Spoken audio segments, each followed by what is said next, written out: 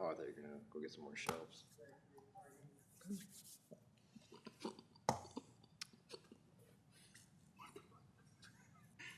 You're right. Yeah.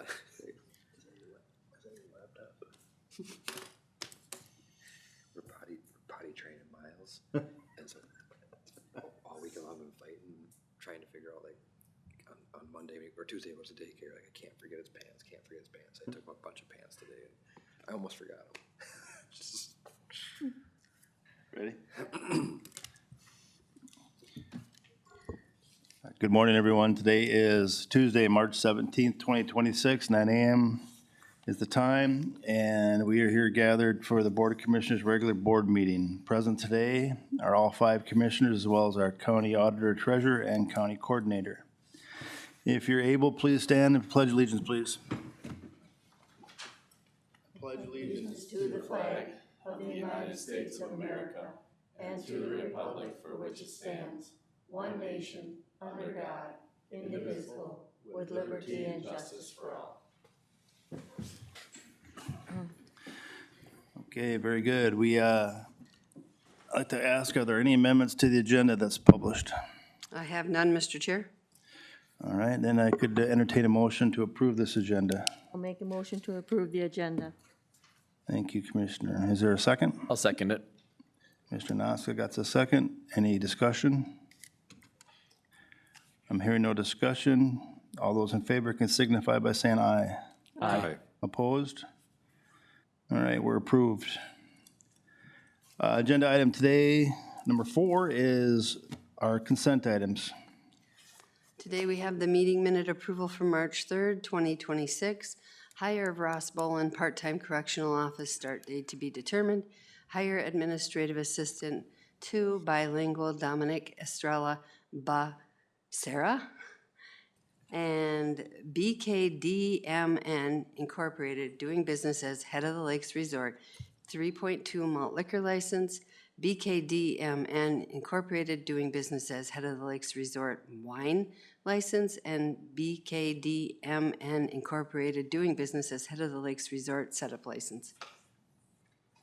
Very good, thank you. You see the consent items. We need a motion to move that forward, please. I'll make that motion to approve. I'll second. And second, that's in your area, isn't it, Randy? Have you met the new owners yet? What's that? Have you met the new owners yet? Yeah. Okay, any other discussion? Hearing no other discussion, those in favor can signify by saying aye. Aye. Opposed? Motion's carried. Agenda item 5 for those following along at home is the county auditor treasurer reports. The first item I have today is the auditor warrants for February 2026. Data was sent to you for your review. Background is printout has been sent. Options are to approve the board commissioner auditor warrants with an ACH and a manual payment totaling in the amount of $3,651,167.29. Thank you. 5.1 auditor warrants this month in the amount of $3,651,167.29. I'll entertain a motion to approve. Motion to approve. Thank you, Commissioner Noska. Is there a second? Second. Commissioner Denny's got the second. Any discussion? Hearing no discussion, roll call, please. Commissioner Noska? Yes. Commissioner Denny? Yes. Commissioner Becker? Yes. Commissioner Newman? Yes. Commissioner Byers? Yep.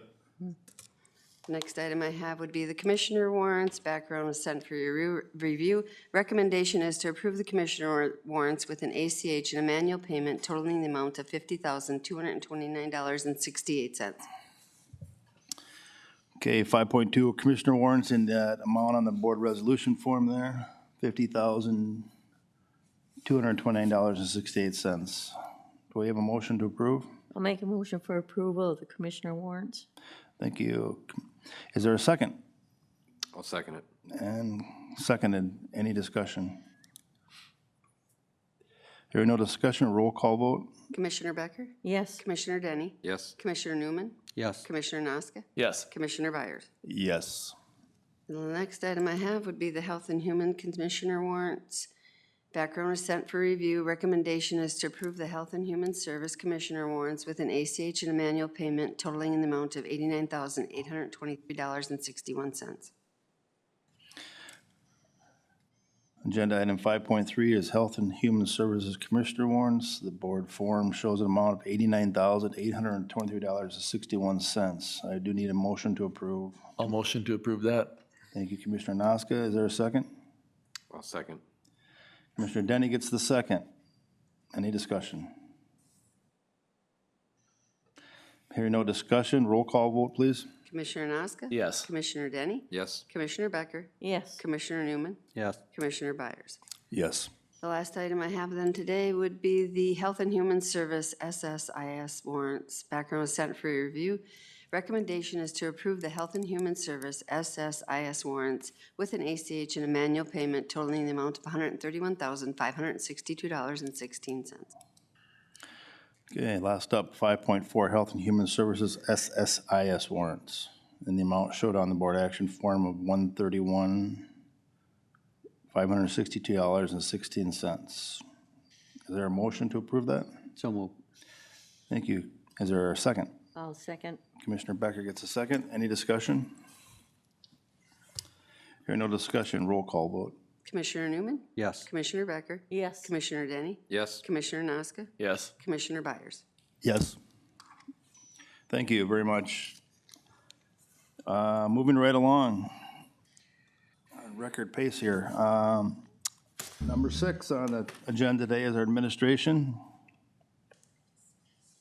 And the first item is our opportunity for the Board of Commissioners to meet our newly appointed Judge Heidi Hovis. Good morning, and thanks for coming. Good morning. Thank you for having me. Nice to have you here. Yes, good morning, Commissioners. My name is Heidi Hovis. I'm the newly appointed judge with Todd County. Governor Walz appointed me on the 10th of last month, and I started the bench taking cases on the 25th. So it's just been a couple of weeks, but I'm very happy to be here. The courthouse and team staff are excellent, and I've just really had a nice warm welcome. I just wanted to kind of check in with you. I wasn't sure how often Judge Benson would report or have communication with you, but I'm happy to come to meetings as needed and share information and data from the court if it would be beneficial to you and to the commissioners. The other things I wanted to kind of put on your agenda was that we do have a meeting tomorrow for the Judicial Safety Grant.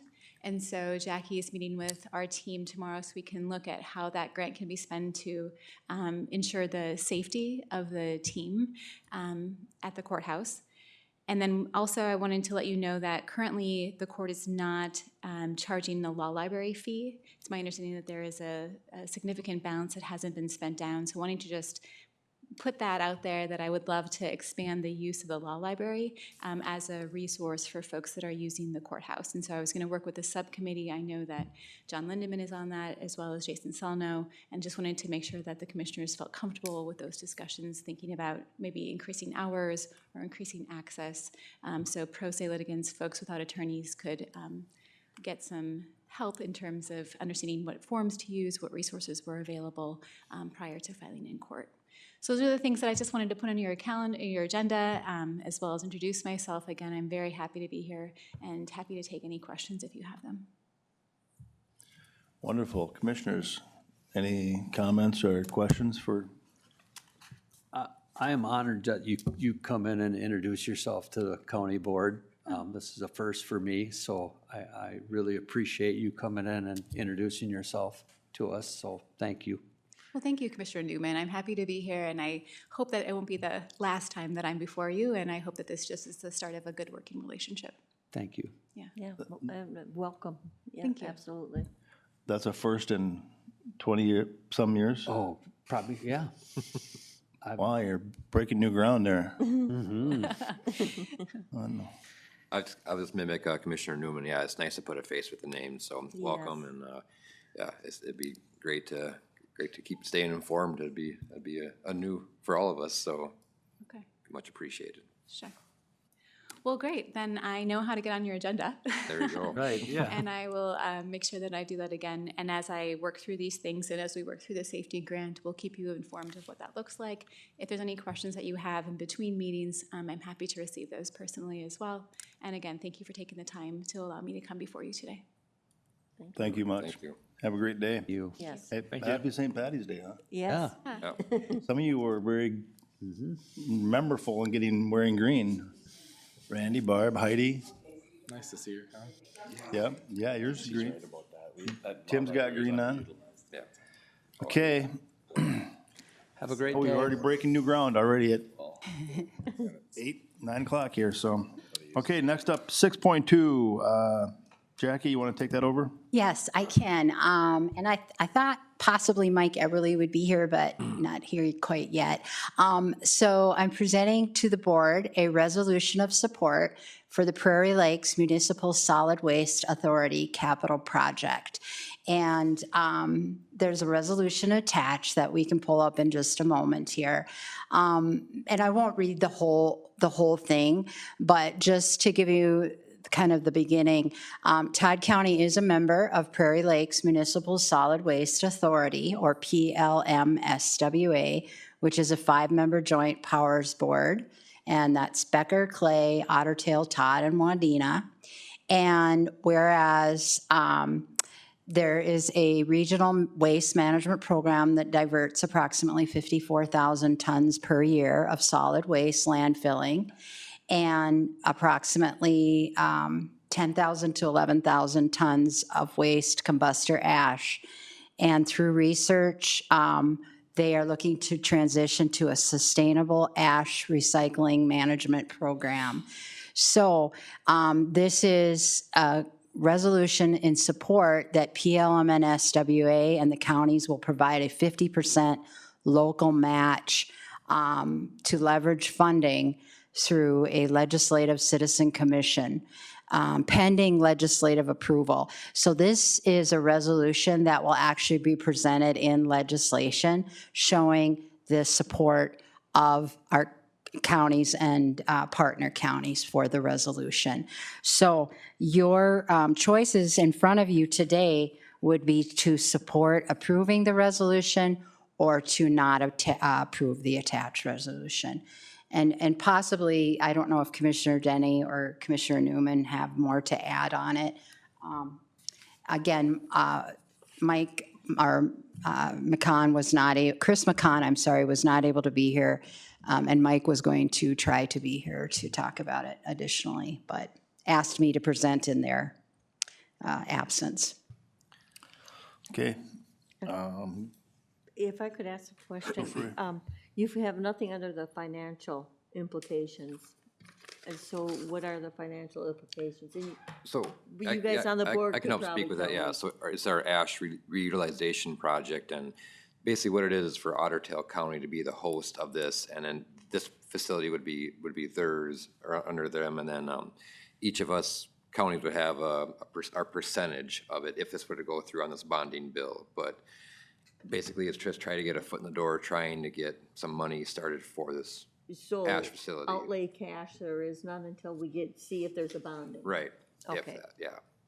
Like I said, it's a Hail Mary to see if it works or not, but. Okay. It's a good project, get the ash back in the road beds and stop landfilling, and we can create more time with that for us on our end, and then also put a product back in the, save some dollars for our county, so, Okay.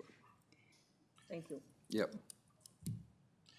Okay, well, we either need to throw our support on this resolution or not, so we would need a motion to approve it. If you want to support this resolution. Yeah, I'll make the motion to approve, or for approval. Okay. Is there a second out there? And I'll second it. Good. Is there further discussion? Yes, Mr. Chair. If we pass this, I would like to have Jackie send this to Representative Weiner and Senator Udke and ask them for their support on this. Chris McCon had conversations with Representative Weiner, and he was kind of waffly on it, so this is a good project. It'll be west of New York Mills. The facility will make sure that the ash is dry Yep, and yeah, and processed properly, yeah. yep, so it's a good project, and majority of this is Ottertail, so. Yep, Correct. Okay. Any other further discussion? Okay, I'm hearing no further discussion. We have a motion and a second. At this point, I'll ask for a voice vote. Those in favor can signify by saying aye. Aye. Okay. Opposed? Motion to approve the resolution is passed. Thank you.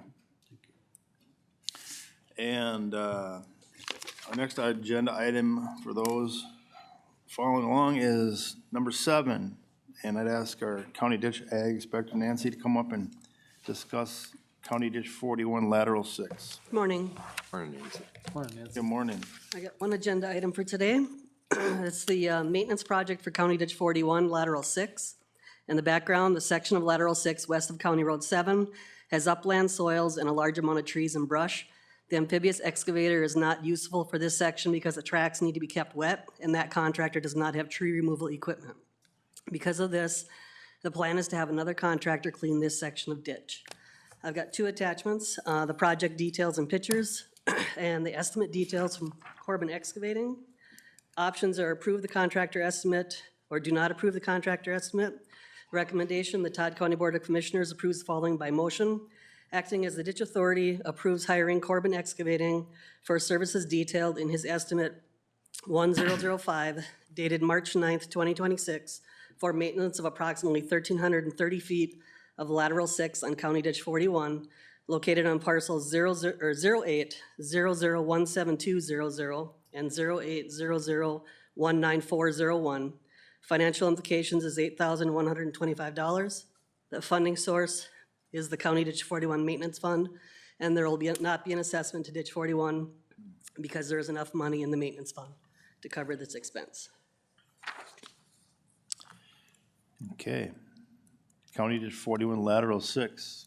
To move this forward for approval, I need a motion. I'll make a motion for approval. Thank you, Commissioner Becker. Would there be a second out there? I'll second that. Commissioner Nosk gets a second. Any discussion? Yes, Mr. Chair, if you want to, so Corbin's estimate, the trees in there is really, so this is the section in orange there. And if you continue going up, there's, the trees in there are a real mishmash of large trees, brush, and they're blown over, they're all over the place.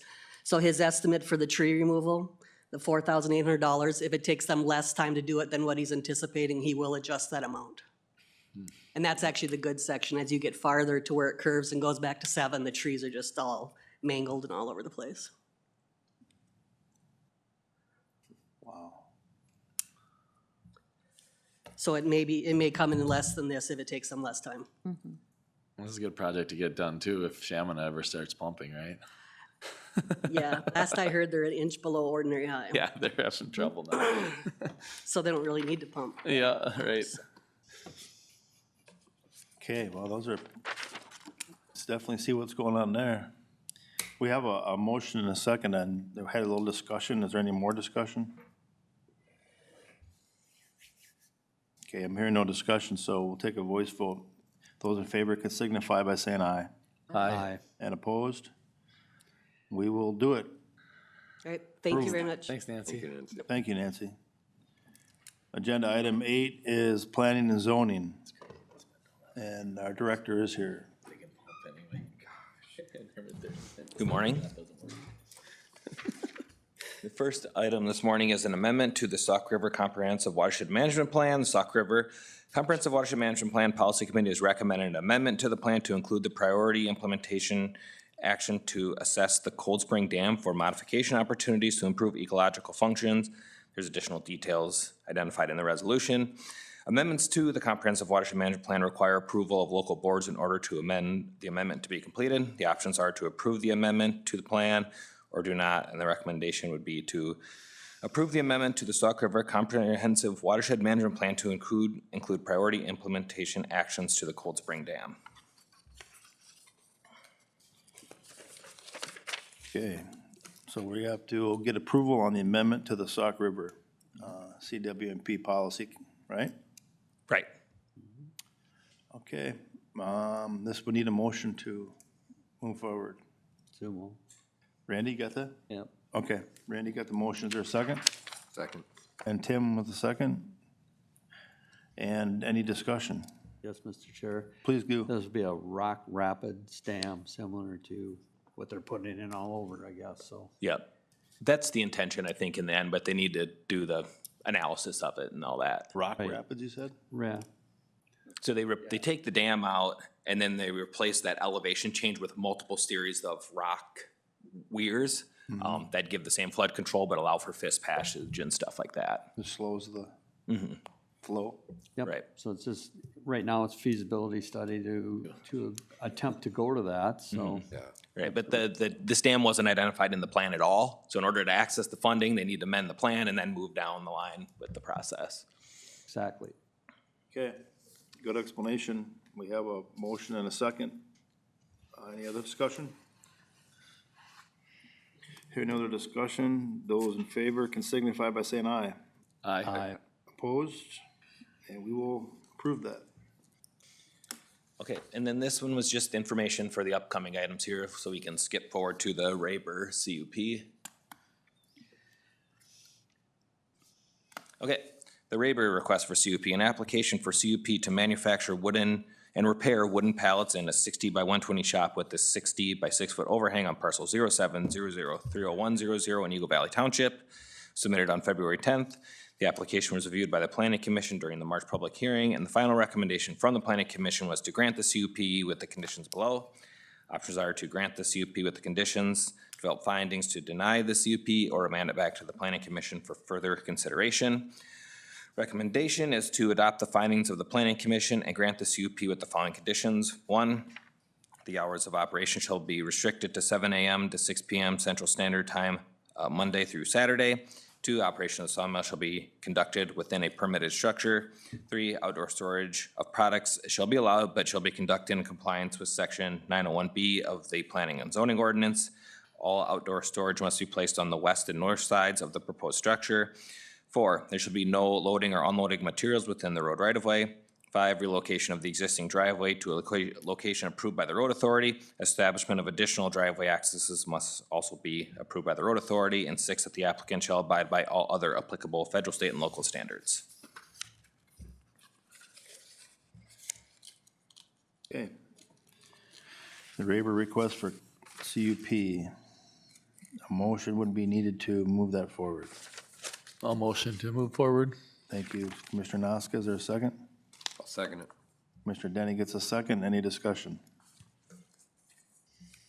I think, excuse me, Mr. Chair, I think during the meeting, there was quite a bit of discussion on the placement of that driveway on those curves. Yeah. That was a major concern. It's nice to have, all involvement with, township and then the county support, or county engineer and all that planning and whatnot. It's nice to actually, that's how you make an impact on this stuff, is you come in and voice your opinion, and then, I mean, it's gonna be a huge safety benefit to have that thing moved, so. That was that real big sweeping curve? Yep. Yeah.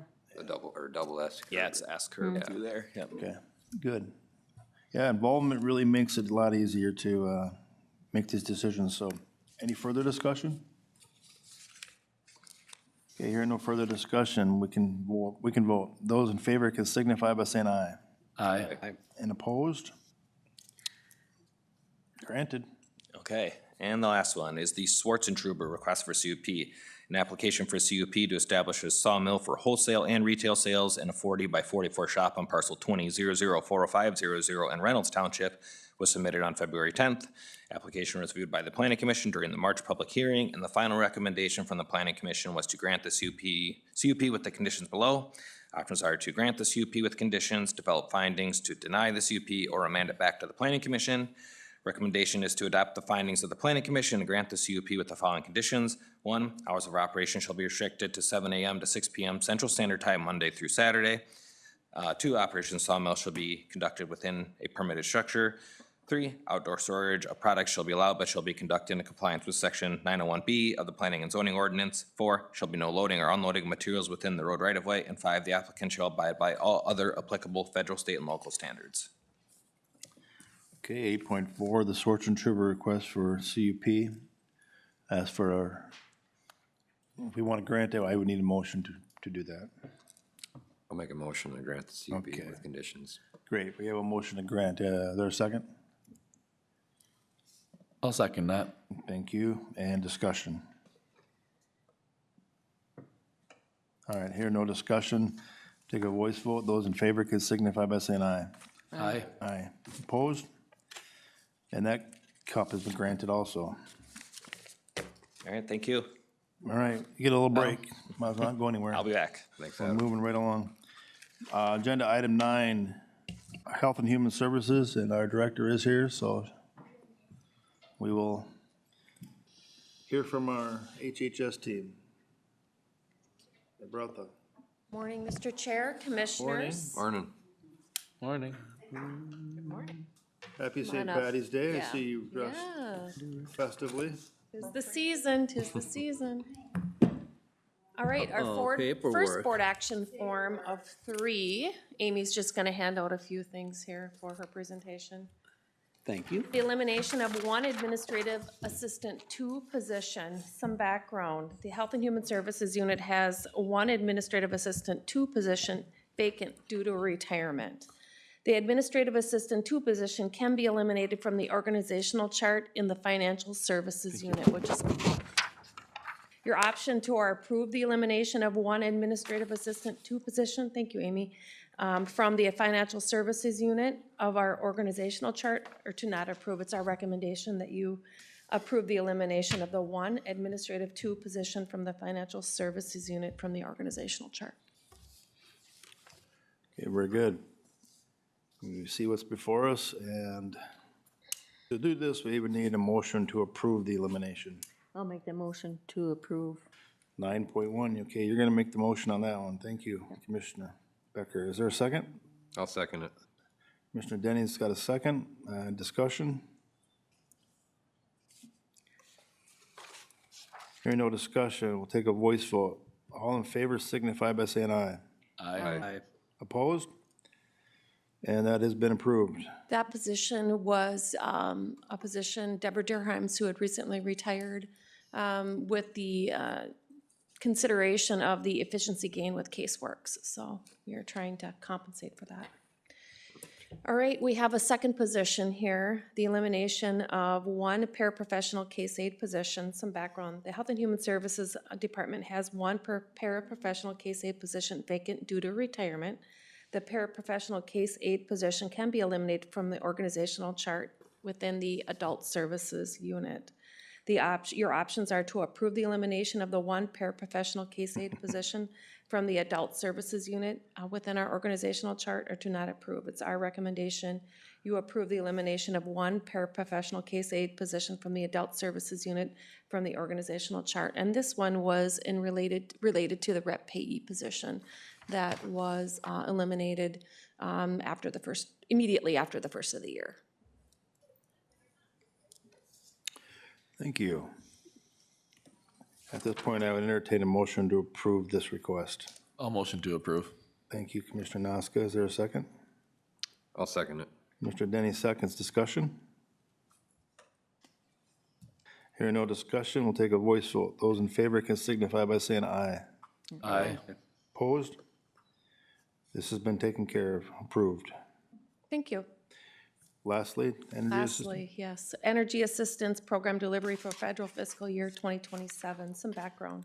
The critical role of service providers in the administration and delivery of the Energy Assistance Program requires the Minnesota Department of Commerce to request early notice of possible energy assistance service provider changes for federal fiscal year 2027.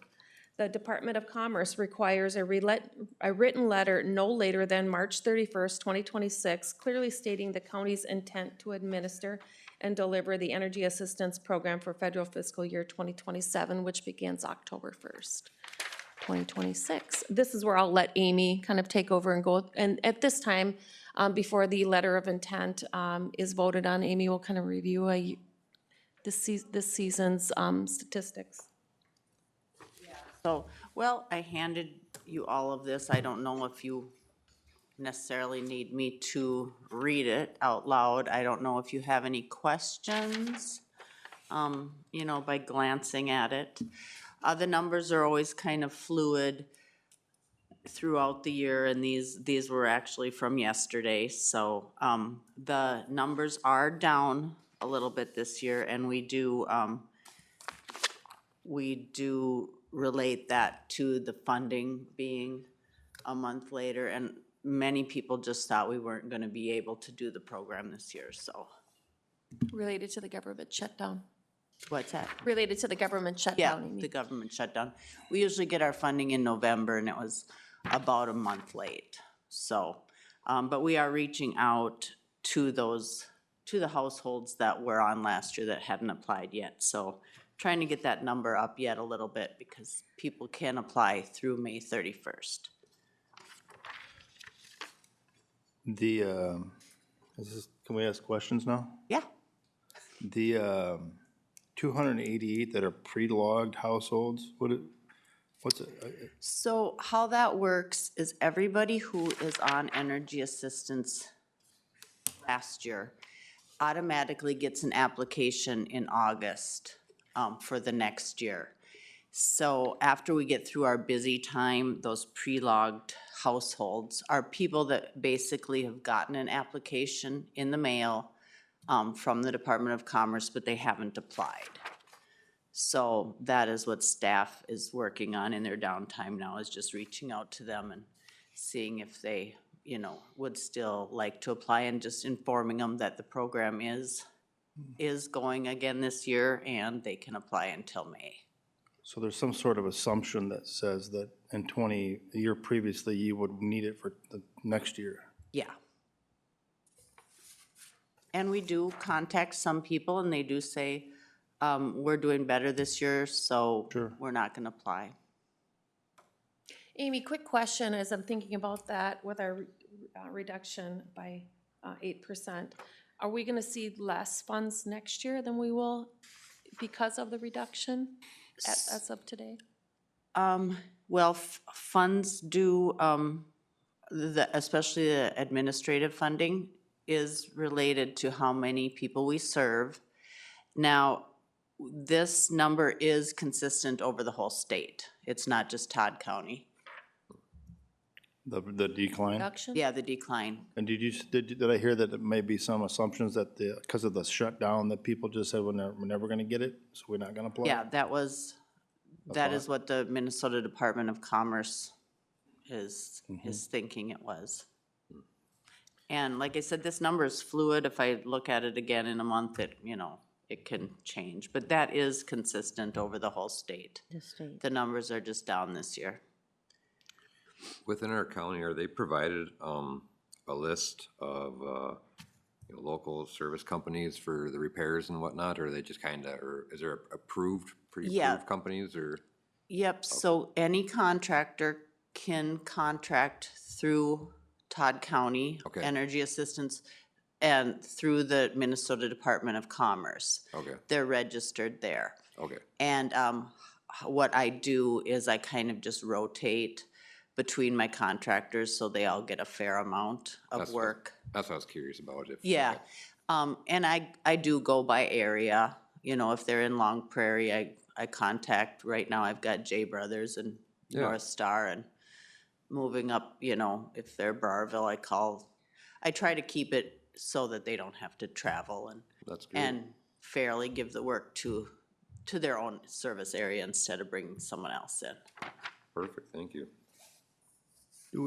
I noticed though, one of the first bullet points is that both renters and homeowners may qualify. Do we have any tracking on how many of these applications are actually renters versus homeowners, or is it not really broken out by that? We don't track that? We do track it. It's a question on the application, so it's something that we do track on every application that we enter. So I could find that information out. It's not on any of the normal reports I run, but I'm sure if I reached out to the Minnesota Department of Commerce, they would have a number for me. Now, renters do not qualify for the ERR part of the program because it's assumed that the landlord should be taking care of, the heating system and things there. Yeah. Not the county. Sure. Oh, okay, I've exhausted my questions. Do you guys keep track of, how many years a household has been on this? Like repetitive years or? We don't, Okay. but most of our people have been on for a very long time. Okay. Okay, commissioners, any other questions for the AP? Thank you. Thanks. This is great. Appreciate that. Yeah, this is good to have. All right, I'll read the options. Okay, thank you. Option, notification to the Minnesota Department of Commerce, Todd County, intent to administer and deliver energy assistance program for federal fiscal year 2027, or to not approve. It's our recommendation to approve the approve notification to the Minnesota Department of Commerce, Todd County's intent to deliver or administer and deliver the energy assistance program for federal fiscal year 2027. Fiscal implications are listed there for you, $23,852.47. It is budgeted. Okay. I would entertain a motion that we have a recommendation to approve. I'll make a motion for approval. Thank you, Commissioner Becker. Is there a second? I'll second that. We have a second. I'll entertain any last discussion. I'm hearing no last discussion. We can vote. Those in favor can signify by saying aye. Aye. Aye. Opposed? Carried. Thank you. Thank you. Good job. Like it. You ever got one like that, all that stats? Not that broken down, I don't think. We got some information. Yes, we ever got one like this. Oh, I like that though. This is great. Number breakdown is good. Yeah. That's great. I would like to see, how many, like you said, how many have been on there for 10, 15, 20 years. Excited when I keep seeing, financial analysis of this stuff. To me, I don't remember that last year, the year before, but maybe they always do that. But anyway, okay, we're done there. Standing reports, sound right? Is that where we are, county auditor, treasurer? Correct. Go All ahead. right, so today I have for my report, the auditors from Clifton Larson Allen are on site. So teams should be prepared for questions. They probably will reach out to one commissioner to do a internal interview, which is usually on what concerns you would have as county board, anything on fraud, such things as that. Tax statements will be coming, they are in process. Just so the citizens know, because we've had some calls, state statute is they have to be mailed by March 31st, and they are not part of this year's income tax filing, because some people get very confused on that. We'll be attending the leadership committee meeting next week. We will be starting finance meetings today to get ourselves rolling into that. And township elections were held last week, so if you're in our office, please be careful, as we have a lot of election equipment just kind of scattered around the floor plan because of no room. And then AB voting has opened for the April 14th elections for Little Falls School District and Staples Motley School District. And that's all I have today. Thank you. County coordinator, please. We also had a meeting with the CLA auditor. I've did a county update on KYL radio, which I do now after the board meetings, usually a day or two later. Ancillary meeting, also meeting with IT on cybersecurity, PACOM meeting personnel, also meeting with our University of Minnesota intern, preparing for arbitration, and then had a union arbitration. And yesterday I conducted a childcare workshop with our community leaders and city partners in Todd County. Thank you. Commissioners up. Randy, can you start us, please? Alrighty, on the 10th, I had a CPT personnel meeting on Zoom, the 11th, park board meeting, on the 12th, solid waste, and then also Rainbow Rider and Lowry. Just to let you guys know, the bus barn is making progress. Hopefully we'll have like an open house sometime end of June, somewhere in there, so they got some concrete and stuff they gotta lay at, so. Yesterday, had a JD2 Millers Bay meeting, just to give you a little heads up on what's coming down the pike on that. The Lake Association in Osakis is pushing, a Rock Rapid Dam. That'll probably come sometime down the road to us because we, are the final say on the original dam on the Sauk River, so Todd County's in control of that. And then there's a Crooked Lake project that Commissioner Denny and I will have to vote on, where they're gonna, create some more said ponds, out on County Road 73. And, yesterday, I attended the airport meeting with Commissioner Byers. We are happy to announce that we are putting up a 200 by 40 4-bay hangar for the amount of $957,947.72. Construction is scheduled to start in May of 26, and that's all I have. Thank you. Mr. Becker? Yes, I attended the planning and zoning meeting on the 5th and also had community corrections on the 9th. Thank you. Mr. Denny? Yep, had planning and zoning, personnel, soil and water, solid waste, arbitration, yeah, like Denise was saying, finances, we're starting that today, but, the biggest takeaway from those was the planning and zoning one. We had some good discussions on our cannabis stuff and with our solar as well, so, like we seen that one CUP during the meeting, it's just nice when people, community members stay informed and they come help us, work through some of this stuff and make decisions that impact, our backyard right in our home community, so. I feel like I'm forgetting something, but, yeah, that's good. Okay, Commissioner Naska? Yes, it's basically what hasn't been mentioned, well, it's business as usual, but what hasn't been mentioned is we had the Todd County Development Corporation strategic planning meeting last week.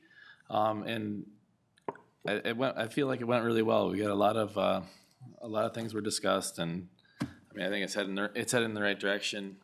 Leah there at the Development Corporation, she's hit the ground running. She's doing a fantastic job over there. Really happy with their progress and the way things are moving. So, yeah. Thank you. Myself, I attended personnel with Tim, Commissioner Denny that is, and Park Board with Randy.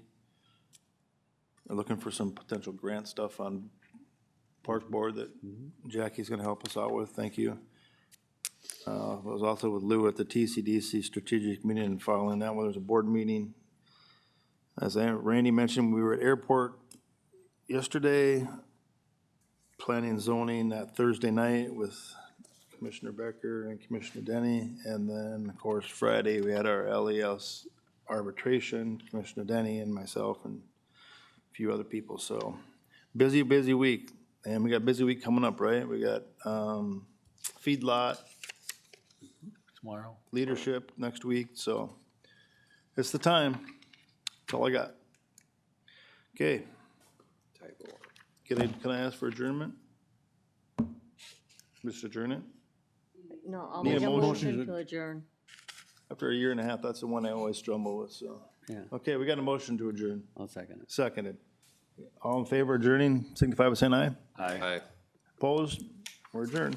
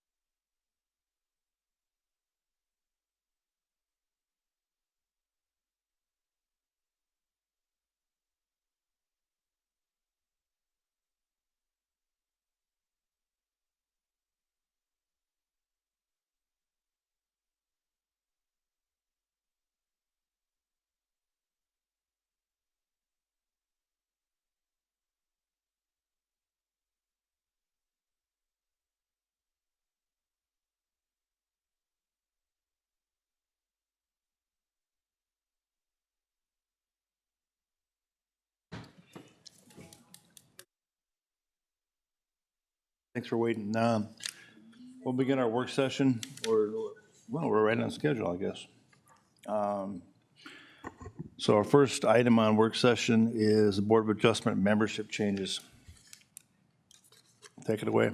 Okay, thank you.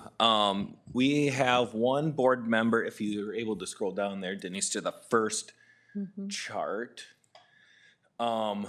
Rick Johnson is in Commissioner Noska's district, and he has requested to not step away from the board. He's offered to move to an alternate role to fill in as we need, because he spends a chunk of his time in Florida now, so he can't really fulfill the duties throughout the course of the year. But he did offer to stay on as an alternate. So we need to look for a solution to fill that void in District 4. The easy solution is that Ken Hovid is also in Commissioner Noska's district, so we could just slide him up into Rick's spot and go back to a 5-member board. The other option is to go out and just try to search for somebody to replace Rick in that same capacity, and we would stay at a 6-member board. Those are really the two avenues. We discussed this last meeting with the BOA, and the consensus of that group was to just go back to a 5-member board and have Ken fill that hole, and we move Rick to an alternate position, which if you go to the next chart is exactly what I've laid out there. But before bringing it to the board to make that formal decision, I thought I'd bring it here for any discussion that needed to happen. But that's really what we're proposing at the time. So there's a pretty simple solution that we can take care of at the next meeting, or we have to find somebody to fill that spot, and who knows how long that'll take.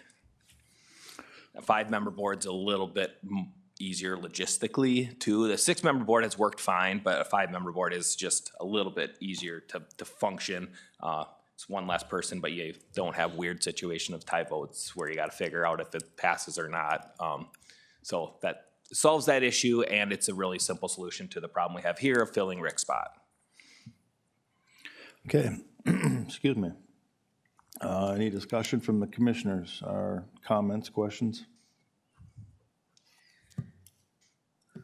Now, if you go to a 5-member board, there won't be any ties, so that's, I like it structurally, and then Ken done a very good job in his role in both those right now, so.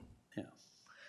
Adam, have you talked to the rest of the board members? Are they all willing to stay in their positions? Yeah. Or are you looking? Yep, we discussed this real briefly at the end of the last meeting. I don't remember when that was, but the consensus of the group was a 5-member board works good, and it's a simple solution to the problem of having to replace Rick. So I think that's kind of the consensus I'm picking up here also. Mm-hmm. Well, I'd say a lot of head nodding, and we're in favor, it looks like. Okay, so I will come back next meeting with, with that copy there to adopt that essentially as our BOA, which would still only go to the end of this particular year because of, what do we, December Bill, 31st. Danny, and Mike, and then you can see the planning commission members, I just left them in there. They would all be up for reappointment at the end of this year, but this would just, we'd adjust the board for the end of this year, and then moving forward, it would still be a 5-member board. Mm-hmm.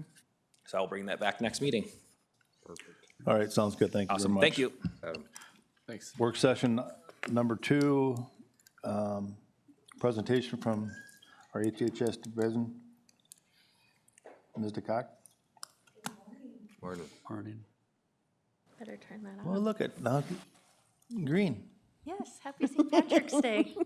Oh, perfect. Sorry, 21 years ago today I became a mom, so it's a special day for us in our house. Oh, Good deal. Good deal. Anyway, so Denise, will you pull up the PowerPoint, please? I hope so. We sent it. There it is. So I just wanted to talk today or give you more information about our Todd County Mental Health Local Advisory Council. Every year when we do our annual update, we do have a page on our LAC, but there's been a lot of momentum in the last couple years to like revitalize our LAC. A lot of work's been done. Our regional LAC actually came up with this PowerPoint that they wanted us to share with our boards just to get the word out about all the good things we do. If you recall, in 2024, we brought the bylaws to update them. They hadn't been updated since our LAC started back, I believe, in 1989. So it's been a long time coming. We have that logo that Denise just rolled past. Our LAC came up with that. Our regional LAC wanted each of our counties to come up with a logo, and they all fit together like a puzzle piece. So we just wanted to highlight that for you. I will be bringing our bylaws to the second board meeting in April because we do have some changes as well. All right, Denise, you can switch it. Okay, so what is Local Advisory Council? It's a diverse group of people representing the community they serve. So we have a lot of different providers on we actually have like a robust group that meets. We want to improve our mental health services.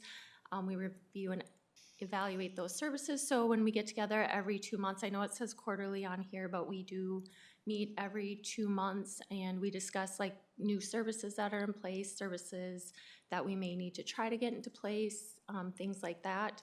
And every county in Minnesota is required by statute to have an LAC. So the next slide has the actual statute. In case you like to read statute, you can look at that. But the county boards are the ones that establish the council, so you are more than welcome at any time to come to those meetings and see what it is all about. And I should say in our region now, we finally do have all of our counties. Cass County was the last county that needed to get their LAC up and running. So now every county has one. And that was part of the purpose of the regional LAC was if you did not have an LAC in your county, you could still participate. Okay, next. And the goal is to utilize the knowledge of diverse groups of individuals. Again, the purpose is to improve mental health services within not only our county, but then in our region and state as a whole. And then here it just says the benefits, empowering individuals with lived mental health experience. That's really the goal, is that we can have many different individuals with lived mental health experience or family members of individuals there, because they do provide a lot of benefit, a lot of good perspective into mental health services. We always want to improve, like I've mentioned, and just the advice on how we can move forward with mental health symptoms. It's that honest feedback on there really is great to have. And then this one just says again that it's open to individuals with lived mental health experience, family members, and then professionals.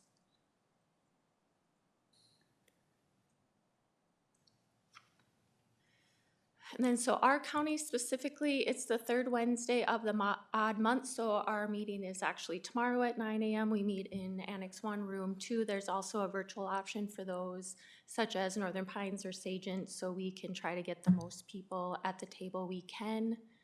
As far as an annual leadership, this is actually the first year since I've been here that we've actually had non-county staff be the chair, vice chair, so it's pretty exciting. Jody Freiholz London, you guys probably recognize her name from Wellness in the Woods. She's the executive director. And then Janet Carnes, with being vice chair, she's also our chair of the regional LAC and our consumer rep from Todd County on our Region 5 Adult Mental Health Initiative. So lots of good experience that way. As far as last year with our annual report, our Adult Mental Health Initiative gave us a mini grant to hold 2 mental health events. We had a May event where Bert, who is our peer support in the jail, he told his story. If you haven't heard him speak about that before, it's really just a great story of resilience. And then our November event, we partnered with Staples Motley Beyond Poverty, and our speaker was Emily Walsh. She presented on stress in the brain. So it was really great to have the opportunity to partner with Staples Motley Beyond Poverty. And then our goals for this year, we'd like to do a conflict resolution policy. We don't really have, at this point, knock on wood, any conflicts within our LAC, but it's just good to have a policy. So we are waiting on the regional LAC to see what they come up with and mirror what they have. And as always, awareness of the LAC to our community, and with the board, and then stigma reduction about mental health through events. This year for our event, we're actually partnering with our Community Connection Night that Child Protection holds. Since April and May are so close, we thought just to get everyone together, it's well attended. So we'll be having that Thursday, April 30th from 4:30 to 7:30 at the First Baptist Church. And that is it. Any questions? Commissioners? Anyone? I got a quick question. And thank you for the presentation. I don't know much about this, but the stigma reduction through mental health events. I know you said this year it's going to be child protection related? We're partnering with Child Protection. Partnering with. Yep, so we'll have all our mental health providers there with information. I don't think we're quite having a speaker this year, but it's just to get the word out that, you know, it's okay if you have a mental health issues. There's resources out there. It's not unlike any other like high blood pressure. There's things to help reduce that, and it's okay. And you have like that stigma reduction event, you've done those over the past years too? Yep, we do it every year. How are those attended? I mean, how well are those attended? Well, and that's part of the reason with our Long Prairie event, we're partnering with Community Connect, because last year we didn't have, you know, a huge number for that, but the Staples one we did. So we keep trying to do different events each year just to see what will work. We try to advertise for it. Any ideas are greatly appreciated. If there's topic items someone wants to know more about, you know, we look for a speaker. Kim, are these similar to what Jody did in the past years? I mean, she's done them like in Staples and Motley. Yep, she has And we her, had large, very large. yep, she has her yearly conference too, where she brings in a wide array of speakers as well. Okay. Yep, yep, and it's really nice because she's really involved in our LAC and you know, got a lot of energy, so it's good to have her, so we can have some good things happen. I guess the only other question I had was, I noticed that one of the goals is to review and evaluate local mental health services quarterly. So how does like an evaluation of them go? That's done by the board, the LAC board? You know, we discuss services every year. It's not as official as the evaluation as it looks like on that slide for us. It's, you know, it's more of just getting the word out of the different services we have. You know, some of the issues you guys have heard about, the bed capacity issues. You know, we still continue to have transportation and housing issues, you know, lack of local psychiatry, things like that. So a lot of those things are big issues that, you know, obviously just one county LAC is not going to be able to solve, but we like to think the more providers that we get working on that we'll be able to make some headway at some point. Okay, thanks. And also, I like to shout out to the Staples Motley Beyond Poverty, because they have been going for years. I mean, way when Connie was here yet, we're working with them, and I know I was meeting with them for some time also. So that's an organization that's been ongoing also. So it's good to see that. Yeah, and we're hoping to partner with them again. Yes. So, Yep. yep. Anyone else? No. Thanks. Okay, well, that's awesome. Great presentation. Thank you so much. Yeah, Thank you. Agenda item 3 today is our opioid settlement recap. Attorney Brigman and Catherine are here.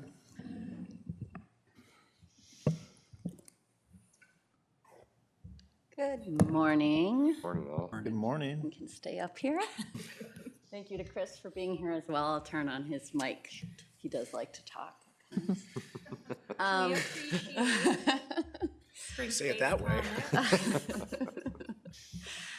So we wanted to give a quick recap of our opioid settlement. As you're well aware, we meet monthly as an advisory council. Commissioner Byers is on that group, which is why there's 3 of us here. Again, this is not a one-person initiative. Public Health facilitates the meeting, but by no means are we in charge of how the funds are spent. So I want to give a quick overview on the settlement because it continues to evolve. Back in '21 is when the first settlement went through. And that was with a lot of the pharmaceutical distributors, Johnson & Johnson, and we're continuing to get those funds in. $300 million came to Minnesota, right? The second wave, as they call it, was more with those retail chains.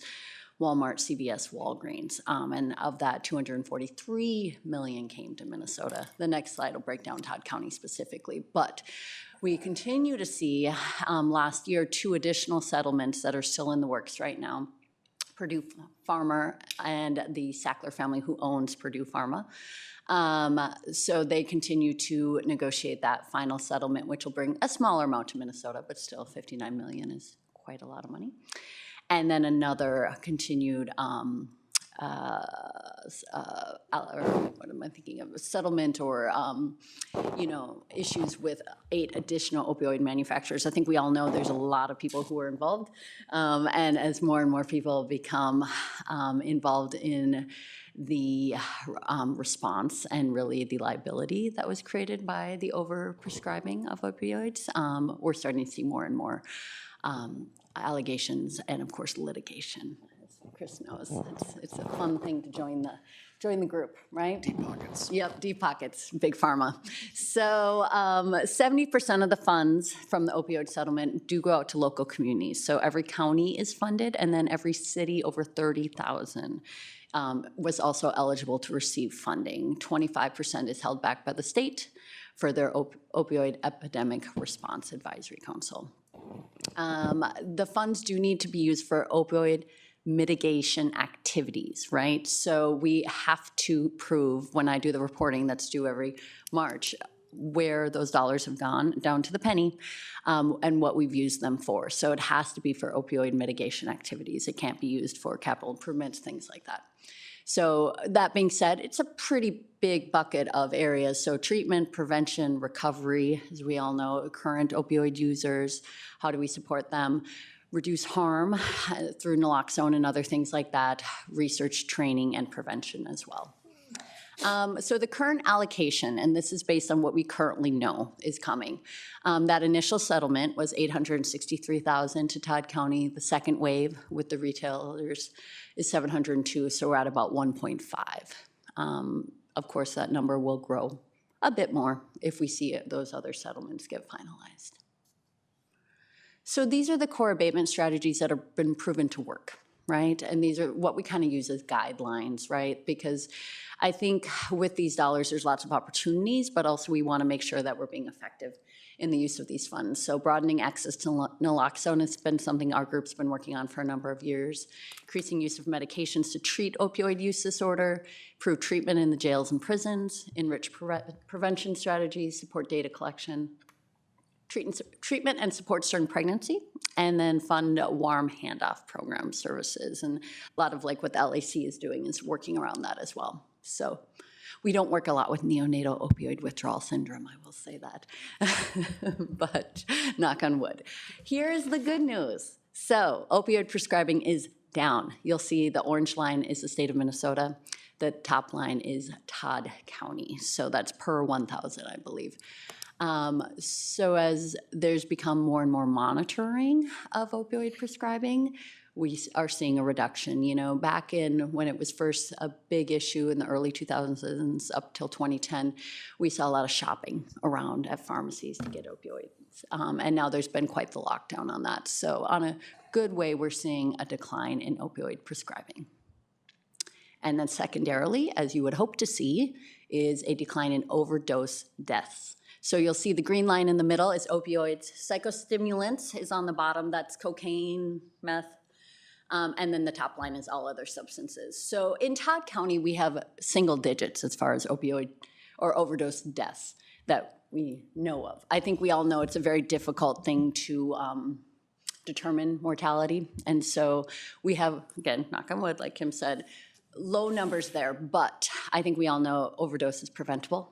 Right? So anything we can do to prevent those deaths, we should be doing. So very good to see that decline. It wasn't really headed in the right direction, right? So some of that is COVID-19. As we all know, there wasn't as much mental health resources available. People weren't being seen as much in healthcare. So it's nice to see that decline. So, yeah. Okay. Here's a quick update on our current funding. This is as of the end of February. Current funds received is about a third of what we'd expect, right? And that is what we've been told, that these dollars will be front-loaded. So what's really frustrating about this, and Denise knows this and Jackie knows this, Johnson & Johnson will decide to give us a payment randomly, and we sprinkle in other payments. Every company that's involved in this is making those payments the way they want to. Either they're paying it off right away or they're spreading it out. We've been heard it'll go until 2038, but who knows if that'll change. So the payments are coming in very randomly, kind of a strange trickle of payments here and there. So that being said, we've received about a third, $594,000 of our funds to date. We have spent $160,000. And then our current fund balance is $403,000. We are required to hold back 7% for any potential litigation in the future, which that would be fun, right, Chris? Yeah, no. So we will have to hold back that backstop. I'm assuming at some point when this all ends, we can then spend the backstop. But at this point, we have to hold it back. Okay, and final slide here is just what we've funded in 2025. So we've had 8 projects funded. You'll see them there. I don't need to read them all out to you, but all of those did come to board for approval. And one of our largest grants is Wellness in the Woods. Peer recovery support in the jail is something we continue to support. Seen really good success with that. We did fund Fairlily Long Lake Association for their exterior AED stations. We did fund the license plate reader flock cameras to Todd County Sheriff's Office, and then a sprinkling of other things as well. Okay, I will stop there. Chris, Kim, do you guys have any comments? Yeah, I just have a couple things. Just I noted a few trends that we've seen over the last year. People know there's money, so we've gotten some asks, and we've had to filter through those. The positive is that organizations want to come here. The negative is they sometimes want to come here for more of a price than it makes sense. It's like if we pay them, then they'll think about coming and making a plan to come here, and that's not necessarily the kinds of partnerships that we're trying to develop. And some of those we were already ahead of the curve on. Wellness in the Woods, we had several people come in and try and sell us on Wellness in the Woods like peer recovery, built from scratch from someone from out of county, and we already have it here organically, which was really cool to see that, what we've been doing so far is the stuff they're trying to push out to other places. So we also have a lot of success with partnering with local organizations this year. We've been working with businesses and law enforcement very effectively. Something that's not on there that you're not going to see, but that we've implemented was the Sharps boxes at the police station. So they're in a place where it's accessible. People can drop stuff off at any time. There's no mess, no judgment, no anything like that. The idea is we want to get this stuff off the streets, and this is an effective way to do it. Some of the challenges that we have are that we have a diverse and remote population that's hard to serve fairly and effectively. Todd County's a big place. We have a few population centers. Transportation's a big factor. We're a rural community ourselves. So like I said, some of these organizations want to come here, but they want us to provide $40,000 a year in seed money for their first year, and the question of, well, what about next year? Well, we're going to come back and ask for $40,000 again next year. That just doesn't seem like a fiscally responsible way to spend this money, because we're at a third. We spent a third of a third now, because we've gotten a third of it. We've spent a third of what we've gotten, and we have to do this for the next 10, 15 years on this money that we have. So we're trying to navigate that, and I think we've found some gems. And the solution is, continuing to do the rounds of asks like we're doing, because people are coming up with new ideas every day, and new organizations are getting to the point where they can provide these services at the level that we need them to, even in Todd County. So that's nice to see. And then regional partnerships. The hospital here, we're looking at potentially piggybacking services from other areas that they have, using our larger regional partners that have anchors other places, to see if we can kind of share that load with them a little bit to get some of those services out this way. And yeah, so that's pretty much what I've seen. And yeah, thank you guys for trusting us with this. I think it's fun, but yeah, I'm weird, so. No, I think it's great that we have a diverse group on our that meets to discuss things, because we can have such a good discussion about what might be best for Todd County, like what can be sustainable, like Chris talked about. And we just really do want to be good stewards of this money and provide good things for our county. Yeah, yeah, and I gotta give you kudos because that medication drug drop-off box at Staples, I've had many positive comments about that. I mean, to me, that was just a thing that no one, I think you brought it up, Randy. I mean, yeah, people really appreciate it. Commissioners, anything else for the team? Yeah. We know that they made an impact with that LPR camera already. We've been told that, what, it was 2 or 3 different stops were made because of that? In the Oh, the last- camera, yeah, yep, That's what Mike said, I think, right? yep. So, Prevention's a Yeah. big part of it, and, you know, we love our sheriff's office and our city officers, and they do a heck of a job out there. And, you know, they're putting their lives on the line, dealing with some people who just wanna run drugs through our county, and that just not gonna work, Yeah. so. Good. okay, great presentation. Very Excellent, happy thank you. about it. Thank you all. Yeah, Thank you for your time. thank you.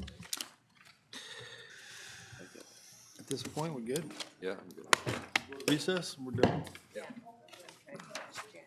Okay.